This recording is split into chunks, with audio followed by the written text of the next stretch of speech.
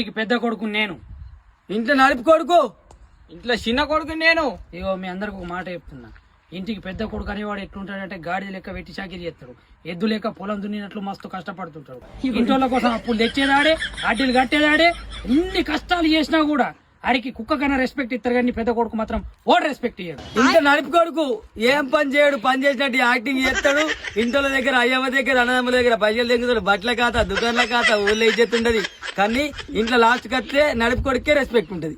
ఇంట్లో చిన్న కొడుకుని పాల ప్యాకెట్ కాడికి వెళ్ళి మొదలైతే రాత్రి దాకా పనులు ఉంటూనే ఉంటాయి నాకే. ఏం చెప్పడు. ఇగో మీరు ఎన్నో చెప్పండి రా గోపి, ఇంటికి పెద్ద కొడుకు అనేవాడు ఎంత ముఖ్యమంటే ఆడింటికి పోటుగాడు. ఇంట్లో నడుపు కొడుకు అంటే ఊళ్ళో ఇంట్లో అన్నిట్లో అలా ఆటగాడు. ఇంట్లో చిన్న కొడుకు అంటే ఎల్లకాలం జీతగాడే.